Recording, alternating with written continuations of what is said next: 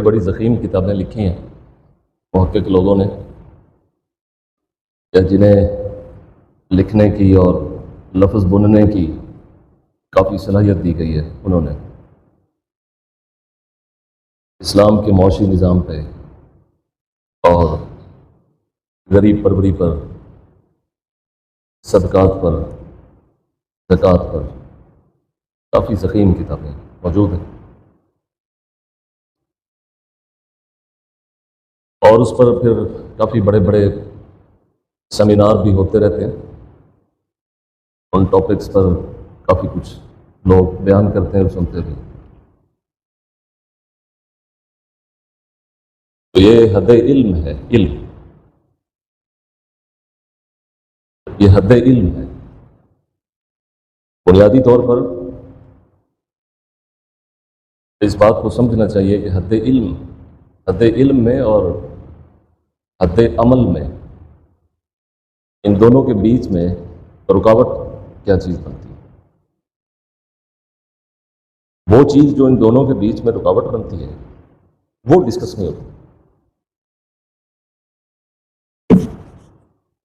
اس کی ایک اور زندہ مثال یہ ہے کہ جیسے سب لوگ اہل ایمان ہیں اور وہ ہر اس چیز پر ایمان رکھتے ہیں جس پہ رکھنے کا حکم ہے، لیکن جہاں سے عمل کی حد شروع ہوتی ہے، اس ایمان اور عمل کے بیچ میں جو چیز کھڑی ہو جاتی ہے وہ ڈسکس نہیں ہوتی، یا وہ رکاوٹ اتنی بڑی ہو جاتی ہے کہ عبور کرنا مشکل ہوتا ہے، یا وہ اتنی لطیف ہے کہ تفہیم ہی مشکل ہے، یا وہ اتنی عجیب ہے کہ وہ آدمی کو عجیب سا کر دیتی ہے۔ سب لوگوں کو پتہ ہے کہ 40واں حصہ زکوٰۃ کا ہوتا ہے، کس کو نہیں پتہ؟ یعنی حد علم میں تو سب کے لیے نا۔ اسی طرح سب لوگوں کو پتہ ہے کس کس چیز پہ ایمان لانا ہے اور ایمان رکھنا ہے، اور اس کے بعد جو حد عمل ہے اس کا تو کافی حد تک پتہ ہے۔ اگر پتہ نہیں ہے تو یہ نہیں ہے کہ ان کے بیچ میں جو ہرڈل ہے وہ کیسے ختم کریں کہ مومن عمل کرنے لگے اور مالدار سخی ہو جائے، وہ بیچ میں رکاوٹ کیسے ختم ہو؟ اچھا، اگر اس کا علم ہو جائے کہ یہ ہرڈل ہے، یہ بیچ میں حجاب ہے، یہ رکاوٹ ہے، پھر اس کو ہرڈل کو ہٹانے کا طریقہ کار کیا ہوگا؟ دوسری مشکل بھی آن پڑے گی۔ تو تحقیق کے بعد معلوم ہوتا ہے کہ یہ عام جو مبلغ ہیں یا واعظ لوگ ہیں، یہ ان کا کام ہی نہیں ہے، اور جن کا یہ کام تھا وہ گزر گئے، اور جو کتب انہوں نے اس پر تصنیف کی وہ چھپ گئے۔ لہٰذا مذہبی ممالک کے اندر یہ بڑا مشکل کام ہے کہ لوگوں کو عمل کی طرف لانا، بڑا مشکل ہے۔ اب اس کے بعد عمل کی بھی دو قسمیں ہیں۔ ایک وہ عمل ہے جو ہماری میٹیریل دنیا میں میٹیریلسٹک اپروچ کے ساتھ اس کو بہتر کرنے کے لیے ہوتا ہے، مطلب صفائی لے لیں، نہیں ہوتا، لاکھ رغبت دلائیں کہ بھی نہیں، تو کوشش کرتے ہیں کچھ لوگ، لیکن اتنے ہی لوگ پھر گند بھی ڈال دیتے ہیں۔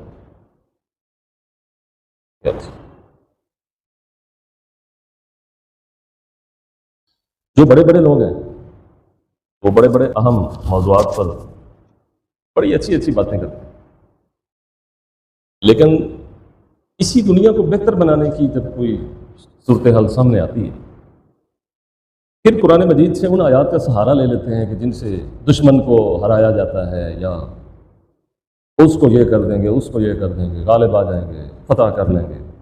جو ہے وہ تو بہتر ہو نہیں رہا، نظر آدھی دنیا پر۔ اچھا، ایک تو عمل کی یہ صورت ہے، اس اعتبار سے بھی تقریباً ہم بیکار ہیں، بحیثیت مجموعی بیکار۔ جو بیچ میں کچھ کارآمد لوگ ہیں وہ دو چار ہوتے ہیں، ان کی آگے جو 10-15 کے ساتھ دوستی ہوتی ہے، ان میں وہ ان کی انرجی بھی ضائع ہوتی ہے، اور ان کو پتہ ہی نہیں چلتا ہے میرا وقت ضائع ہو رہا ہے۔ ایک تو یہ مسئلہ ہے۔ دوسری عمل کی قسم ہے جو یہ عبادت کے اعمال ہوتے ہیں۔ اب جو مذہبی لوگ ہیں نا، وہ بے عمل اس کو کہتے ہیں کہ جو عبادت کے اعمال میں کوتاہ ہو، اسے کہتے ہیں بے عمل۔ حالانکہ بے عمل وہ بھی ہے جو صفائی پسند نہیں، کیونکہ وہ بھی عمل ہی تھا۔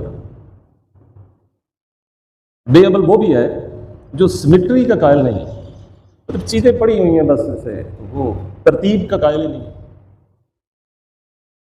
مطلب میں کہتا ہوں کہ ڈسپلن جو ہے، وہ جناح نے کہا تھا کہ فیتھ یونٹی ڈسپلن یا یونٹی فیتھ ڈسپلن۔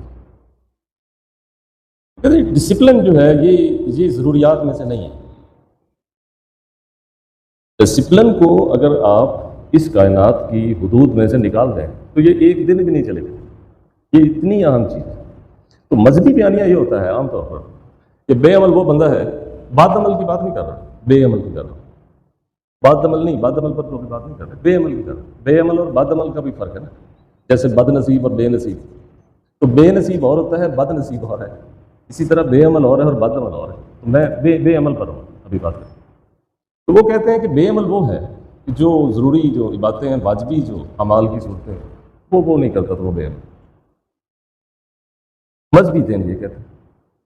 حالانکہ بے عمل وہ بھی ہے جو اس بنی ہوئی خوبصورت کائنات کے اندر اپنی کوتاہیوں سے اسے گندا کر دیتا ہے۔ اس میں مسئلے پیدا کر دیتے ہیں، مسائل۔ فطرت کے اندر، فطرت کے نظام میں بہت سی چیزیں ایسی ہیں جو اس کا حصہ ہیں اور وہ اس کا حصہ رہنی چاہیے، لیکن جب ہیومن میڈ چیزوں سے، نت نئی ایجادات سے یہ زیادہ ہی انوالومنٹ کرتے ہیں تو وہ جو نظام ہے، نظم ہے، اس کے اندر چینج آ جاتا ہے، اور وہ مجموعی طور پر پھر اسی پر ہی وبال پڑ جاتا ہے۔ جس کی مثال دیکھ لیں، یہ جو پیسٹی سائڈ، اس کو آپ دیکھ لیں زراعت کی دنیا میں، اس کے اگر فائدے ہوئے تو نقصان یہ ہوئے کہ اب کوئی بہت بڑا زمیندار بھی ہو، لیکن کھاد اتنی مہنگی ہے یا کھاد کا کنٹرول تو نہیں ہے اس کے پاس کہ اس کی قیمت کیا ہوگی۔ وہ جو بڑے لوگ ہیں، وہ جو قیمت جس کا تعین کریں گے، وہ زمین نہیں خریدیں گے، وہ کھاد کی کنٹرول لے لیں گے، تو وہ جتنے میں وہ فصل اگا کے جو کمائے گا، اس سے وہ 50 گنا زیادہ تو وہ کما لیں، صرف بوریاں بیچ کے۔ اس سے پھر وہ کیا ہو سکتا ہے؟ مطلب بیج آپ کو جب ہائیبرڈ ملے گا، قدرتی نہیں ہوگا، اس سے جو آپ کی وہ جو جنس اگے گی، جو بنیادی طور پر انسانی خوراک کی بنیادی ضرورت ہے، اس کے اندر وہ چیزیں نہیں ہوگی جو ایک صحت مند جسم کے لیے ضروری ہے۔ یہ ایک بات۔ دوسری، آپ میڈیکل میں دیکھیں، یہ جتنی میڈیسنز آپ کو بیچی جاتی ہیں، یہ ساری جو کمپنیز ہیں جو میڈیسن تیار کرتی ہیں، سالٹ ہی ہوتے ہیں نا، کیمیکلز ہیں یا سالٹ، تو بیماریاں پیدا کرنے، بیماریوں کی شکل بدلنے اور مریضوں کو ایک سے دوسری حالت میں لے جانے اور وہیں رکھنے کے لیے ہی ہے یہ سب۔ اور جتنے ڈاکٹرز ہیں الا ماشاء اللہ، وہ سب کے سب انہی کی ہی انفلوئنس کے تحت لکھتے ہیں کہ یہ سالٹ اس کے لیے، یہ اس کے لیے، اس سے ان کو بھی بینیفٹ ہے، ان کے ہاسپٹل کو بھی فائدے ہیں، پورے نظام کو فائدے ہیں۔ تو بنیادی جو انسانی ضرورت کی جو خوراک ہے اور انسانی صحت کے جتنے اس کو شفا دلانے والے عناصر اور اسباب ہیں، ان کے اندر ہماری کارستانیاں آپ دیکھ لیں۔ یہ تو دو عام طور پر مثال۔ تو پھر بے عمل کون ہوا؟ مسئلہ آ گیا۔ میں مذہبی ذہن تو کہے گا کہ بے عمل وہ جو نماز نہیں پڑھتا، وہ بے عمل ہو گیا۔ تو جو کسی ملٹی نیشنل کمپنی کے کہنے پہ ایسا سالٹ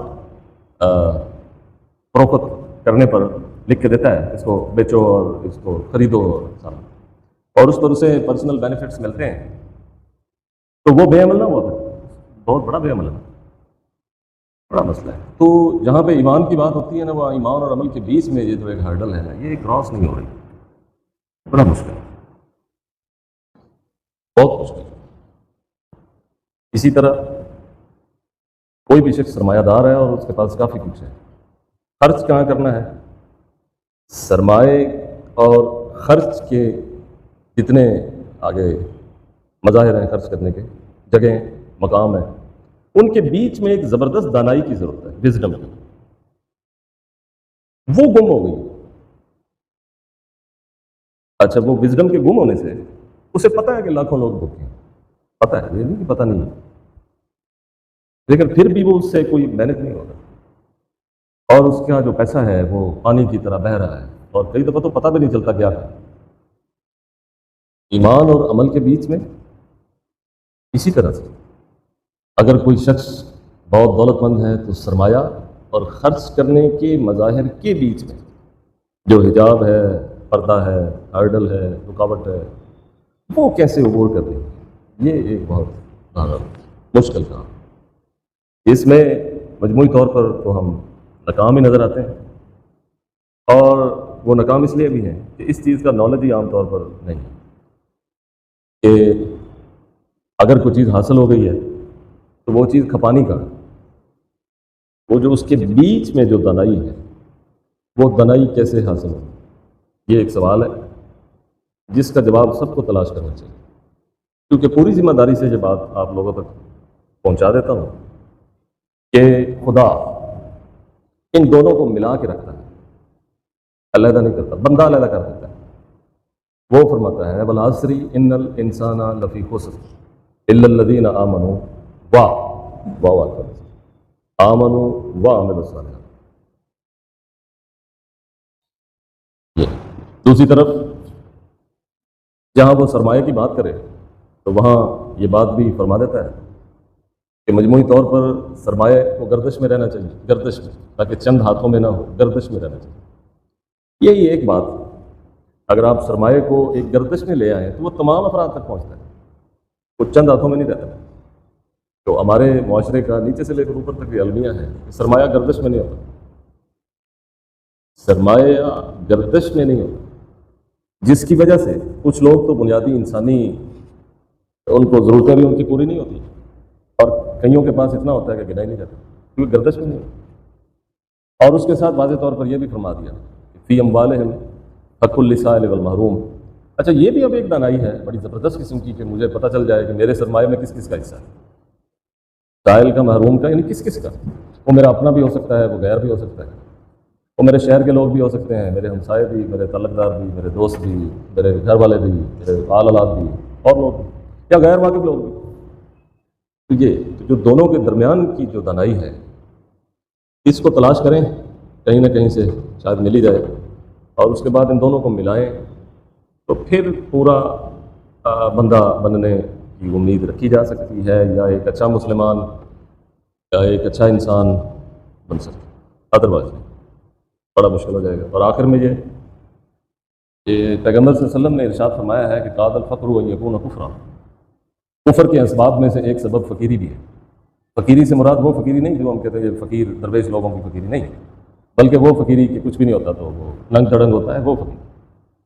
اور اگر آپ یہ کہیں کہ یہ جو غریب لوگ ہیں یہی پیغمبروں کا ساتھ دیتے تھے تو وہ نہیں، اس کے لیے غریب کا لفظ استعمال نہیں ہوا، فقیر کا، اس کے لیے لفظ استعمال ہوا ضعفاء، ضعیف، جو سوشل سٹیٹس کے اعتبار سے، ویلتھ کے اعتبار سے کمزور ہوتے ہیں، انہوں نے نبیوں کا ساتھ دیا، اور جو طاقتور ہوتے ہیں انہوں نے مخالفت کی۔ یہ فقیری، اب یہ فقیری جو ہے، یہ فقیری بھی ساری کی ساری اب آپ کہیں کہ یہ بھی اوپر سے ہی ہے تو ٹھیک ہے، اور اگر دھرتی پر اس کے آپ بھی اسباب تلاش کریں تو آپ کو مل جائیں گے کہ گردش نہ ہونے کی وجہ سے مخصوص لوگوں کے پاس اختیار ہو گئے، مل گئے، اور جب مخصوص لوگوں کے پاس اختیارات چلے گئے تو فقیری کا دائرہ بڑھ گیا۔ جب فقیری کا دائرہ بڑھا تو ساتھ کفر کا بھی بڑھ گیا۔ تو اب بتائیں کہ مجھے تبلیغ کفر پہ کرنی ہے، فقیری پہ کرنی ہے، یا روپے کی گردش پہ کرنی ہے؟ مجھے تبلیغ کس چیز کی کرنی ہے؟ یعنی میں یہ کہوں کہ کفر نہ کرو، تو میں یہ کیوں نہ کہوں کہ یہ جو تمہاری فقیری ہے یہ کیسے پیدا ہو رہی ہے؟ یہ پوری قوم ہی فقیر ہوتی جا رہی ہے۔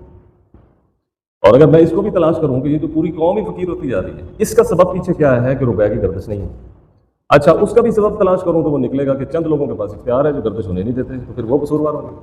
اچھا جب اس پر میں غور کروں گا تو پھر میں دیکھوں گا کہ ان کو یہ اختیار کس نے دے رکھا ہے، تو یقیناً کہیں نہ کہیں سے کوئی نہ کوئی سلوشن نکل ہی آئے گا۔ تو جب پوری قوم کے پاس اس کا سلوشن نکل آئے گا، اس کے بعد پھر میں ایمان اور عمل کی بات کروں گا کہ اب آپ کو کرنا کیا ہے۔ تو بنیادی طور پر جب تک زوال کے اسباب آپ کو سمجھ نہیں آتے تب تک زوال سے نکلنے کی چیزیں بھی سمجھ نہیں آئیں، عروج تو بہت دور کی بات ہے۔ وآخر دعوانا الحمدللہ رب العالمین۔